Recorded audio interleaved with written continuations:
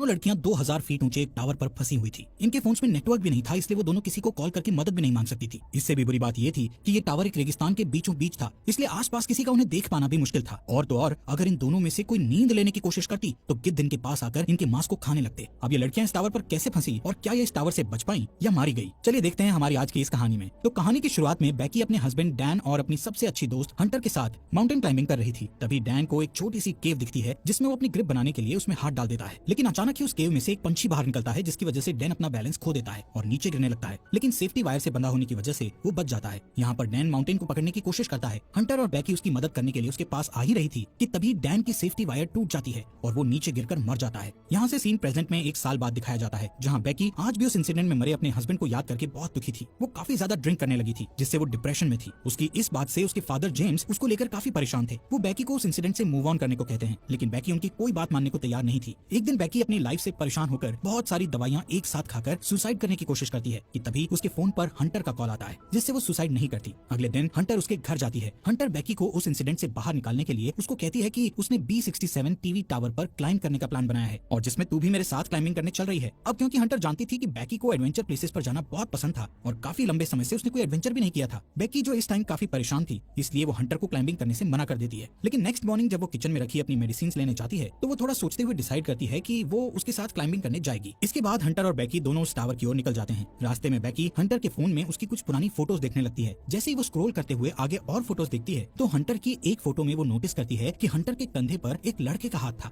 बैकी Hunter से उस लड़के के बारे में पूछती है, लेकिन हंटर उसे कुछ भी बताने से मना कर देती है। तभी यहाँ बैकी के फोन पर उसके फादर का कॉल आता है, लेकिन वो कॉल पिक नहीं करती। काफी देर ड्राइव करने के बाद वो एक होटल में रात गुजारने के लिए रुकते हैं। डिनर करते वक्त बैकी को पता चलता है कि हंटर अब एक यूट्यूब ब्लॉगर है और यूट्यूब रेवेन्यू से ही वो अपनी ट्रैवलिंग का खर्च उठाती है। इसी दौरान बैकी की नजर विंडो के बाहर उस टीवी टावर पर पड़ती है जहाँ पर वो दोनों जा रही थी। हंटर बैकी को बताती है कि ये टावर यूनाइटेड स्टेट का चौथा सबसे ऊंचा टावर है। नेक्स्ट मॉर्निंग बैकी और हंटर अपनी कार में बैठकर अपना सफर जारी रखती हैं। यहाँ पर हंटर ड्राइविंग करते करते ही अपने यूट्यूब चैनल के लिए व्लॉग बनाने लगती है, जिसमें वो अपने व्यूअर्स को बताती है कि वो अपनी बेस्ट फ्रेंड के साथ उस टीवी टावर पर चढ़ने वाली है। इसके बाद फाइनली वो दोनों उस टीवी टावर के पास पहुंच जाती हैं, जहाँ उन्हें गेट पर एक डेंजर साइन के साथ ताला लगा हुआ मिलता है। यहाँ से वो दोनों गाड़ी को छोड़कर पैदल ही आगे जाने लगती हैं। रास्ते में उन्हें कुछ गिद्ध एक मरे हुए जानवर को खाते हुए दिखाई देते हैं। हंटर इस चीज को भी अपने व्लॉग में रिकॉर्ड कर लेती है और उस मरे हुए जानवर की फोटो क्लिक करके अपने इंस्टाग्राम अकाउंट पर पोस्ट कर देती है, जिस पर उसे बहुत जल्द ही काफी लाइक्स मिल गए थे। कुछ देर बाद वो टावर तक पहुंच जाते हैं। यहाँ पर हंटर अपना व्लॉग बनाना बंद कर देती है। वहीं बैकी टावर की ऊंचाई देखकर डरने लगती है और उसे लगता है कि वो ये नहीं कर पाएगी, क्योंकि डैन के साथ हुए इंसिडेंट के बाद उसने कभी इतनी ऊंचाई का सामना नहीं किया था। लेकिन हंटर उसे उसका डर दूर करने के लिए कहती है, जिसके बाद हंटर सेफ्टी रोप को उसकी कमर से बांधकर टावर के ऊपर चढ़ना शुरू कर देती है। ये पूरा टावर काफी पुराना हो चुका था, जिस पर पूरी तरह से जंग लगी हुई थी। इस टावर की सीढ़ियां हिल रही थी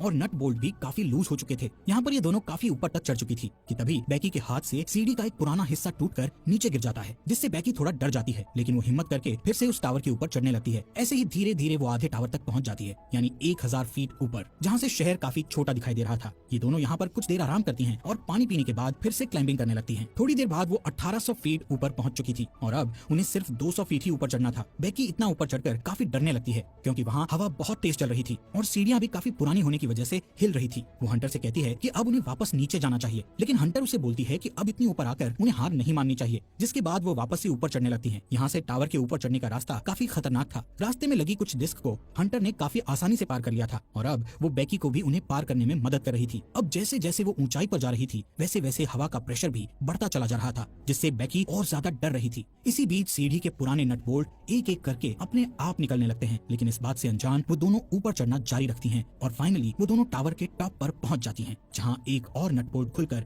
नीचे गिर चुका था। यहाँ पर हंटर दोबारा से अपना व्लॉग बनाना शुरू करती है और वीडियो में अच्छे शॉट्स लेने के लिए वो ड्रोन कैमरा का इस्तेमाल करती है। थोड़ी देर बाद हंटर अपने व्यूअर्स को और अच्छा कंटेंट देने के लिए बैकी को ड्रोन का रिमोट पकड़ाकर खुद उस टावर के सहारे एक हाथ पर लटक जाती है। शॉट्स लेने के बाद वो वापस से ऊपर आती है और सेम यही चीज बैकी को भी करने के लिए कहती है, लेकिन बैकी उसे ऐसा करने से मना कर रही थी, जिस पर हंटर उसे कहती है कि उसका डर भगाने का ये सबसे बड़ा मौका है। जिसके बाद बैकी हंटर का हाथ पकड़कर वही स्टंट करती है और हंटर उसकी सेल्फी लेने लगती है। इसके बाद बैकी वापस से ऊपर आ जाती है। यहाँ पर बैकी अपने हस्बैंड डैन की अस्थियों को लेकर आई थी और डैन को याद करती हुई वो उसकी अस्थियों को यहाँ विसर्जित कर देती है। इस मोमेंट पर बैकी और हंटर दोनों काफी इमोशनल हो गई थी। इसके बाद वो डिसाइड करते हैं कि अब उन्हें वापस जाना चाहिए, इसलिए वो अपने सेफ्टी वायर को खुद से कनेक्ट करती हैं और बैकी नीचे जाना शुरू कर देती है। लेकिन जैसे ही वो पहला कदम सीढ़ी पर रखती है तो सीढ़ी टूट जाती है और वो सीढ़ी के साथ साथ नीचे गिरने लगती है, लेकिन हंटर किसी तरह उसे पकड़कर वापस ऊपर खींच लेती है। यहाँ पर बैकी मौत के मुंह से बचकर आई थी, जिससे वो जोर जोर से डर के मारे रोने लगती है और अचानक दोनों हंसती हैं। नीचे देखने पर उन्हें पता चलता है कि अब उनके नीचे उतरने के लिए कोई सीढ़ी ही नहीं है। वो दोनों अपने अपने फोन को चेक करती है, लेकिन उनके फोन में कोई नेटवर्क नहीं था और उनका बैग भी नीचे टावर डिस्क पर गिर चुका था, जिसमें उनके खाने पीने का सामान था।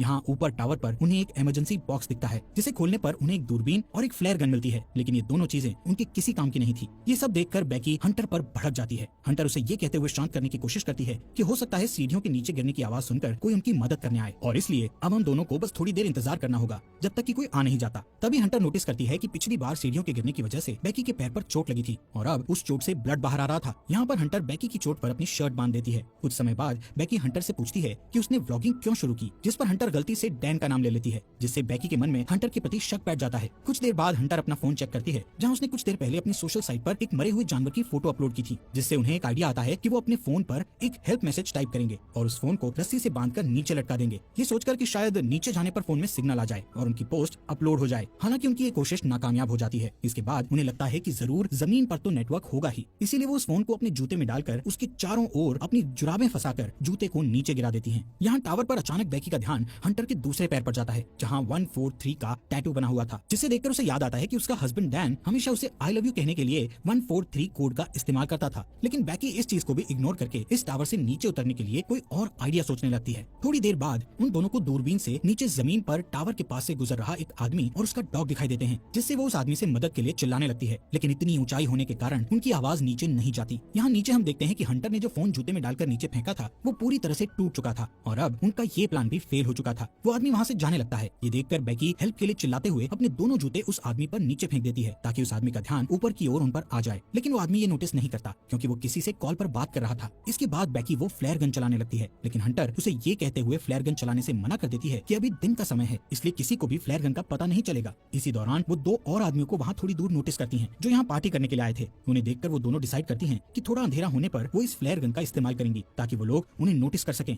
कुछ देर बाद रात हो जाती है और बैकी फ्लेयर गन का इस्तेमाल करती है, जिससे वो दो आदमी उन्हें देख लेते हैं। यहाँ पर बैकी और हंटर अपने हाथ हिलाते हुए और जोर जोर से चिल्लाकर उनसे मदद मांगने की कोशिश करती है। इसके बाद वो दोनों दूरबीन से देखते हुए नोटिस करती है कि वो दोनों आदमी हंटर की कार के पास जा रहे थे, जिसे देखकर दोनों खुश हो जाती है, लेकिन उनकी मदद करने के बजाय वो आदमी उनकी कार को चुराकर वहाँ से भाग जाते हैं। ये देखकर वो दोनों काफी दुखी हो गई थी और अब उन्हें जल्दी से कोई नया आइडिया भी समझ नहीं आ रहा था कि अब वो क्या करे। यहाँ पर बैकी हंटर से उसके पैर के टैटू के बारे में पूछ ही लेती है, जहाँ हंटर ये रिवील करती है कि उसका डैन के साथ 6 महीने तक अफेयर रहा था। इसके लिए वो उससे माफी मांगती है कि उसने उसके हस्बैंड के साथ हुकअप करके काफी बड़ी गलती करी। हंटर बताती है कि डैन उसे अच्छा लगता था और वो उससे प्यार भी करती थी, लेकिन डैन बैकी से ज्यादा प्यार करता था, इसलिए उसने जल्दी ही डैन से ब्रेकअप कर लिया था। बैकी ये सुनकर और भी ज्यादा डिसअपॉइंट हो जाती है कि उसकी बेस्ट फ्रेंड और उसका हस्बैंड दोनों ही उसे चीट कर रहे थे। अगली सुबह बैकी फोन चेक करती है, जहाँ उसे पता चलता है कि इस टावर पर चढ़े उन्हें 24 घंटे बीत चुके हैं। अब क्योंकि उन्हें काफी भूख और प्यास भी लग रही थी, इसलिए हंटर डिसाइड करती है कि वो नीचे डिस्क पे जाके अपने बैग को लेकर आएगी, जिसके लिए वो सेफ्टी रोप को टावर से बांधकर नीचे उतरने लगती है, लेकिन डिस्क से थोड़ी दूर पर वो रस्सी छोटी पड़ जाती है, जिससे हंटर उस बैग तक नहीं पहुंच पाती। अब उसके पास कोई और चारा नहीं था, इसलिए हंटर अपने साथ बड़ी रस्सी खोलकर उस पर लटक कर जंप लेते हुए डिस्क पर कूद जाती है। वो बैग को उठाकर उसमें से पानी की बोतल निकालकर पीने लगती है। इसके बाद वो अपनी सेल्फी स्टिक की मदद से बैग को रस्सी से लटका देती है और खुद भी कूद कर उस रस्सी को पकड़ लेती है। तभी बैकी उसे ऊपर खींचना शुरू करती है। यहाँ पर हंटर भी ऊपर चढ़ने लगती है और वो बस ऊपर पहुंचने ही वाली थी कि तभी उसके हाथ से रस्सी फिसल जाती है, जिससे वो तेजी से नीचे गिरने लगती है। ये देखकर बैकी की धड़कन एकदम से तेज हो गई थी, क्योंकि अपने हस्बैंड को खोने के बाद अब वो अपनी बेस्ट फ्रेंड को नहीं खोना चाहती थी। लेकिन जैसे ही बैकी डरी हुई नीचे देखती है तो हंटर उसे रस्सी पर लटकी हुई दिखती है। हालांकि हंटर के हाथों में काफी चोट लग गई थी, इसलिए बैकी अपनी पूरी ताकत लगाकर हंटर को टावर के ऊपर खींच लेती है। थोड़ी देर बाद बैकी एक हेल्प नोट लिखकर ड्रोन में फंसा देती है और ड्रोन के सहारे पास के होटल तक पहुंचने की कोशिश करती है, लेकिन ड्रोन में बैटरी कम होने की वजह से वो ज्यादा दूर नहीं जा सकता था, इसलिए वो उसे वापस अपनी ओर ले आती है। यहाँ अब फिर से वो दोनों टावर पर हेल्पलेस थी। रात में बैकी को एक भयानक सपना आता है, जिसमें वो देखती है हंटर की उस टावर पर ही मौत हो गई और गिद्ध हंटर के शरीर को खा रहे हैं। इससे वो डरी हुई उठती है और तब उसे पता चलता है कि ये बस एक बुरा सपना था। नेक्स्ट मॉर्निंग बैकी के दिमाग में एक आइडिया आता है कि वो टावर के ऊपर लगी लाइट से ड्रोन को चार्ज कर सकती है।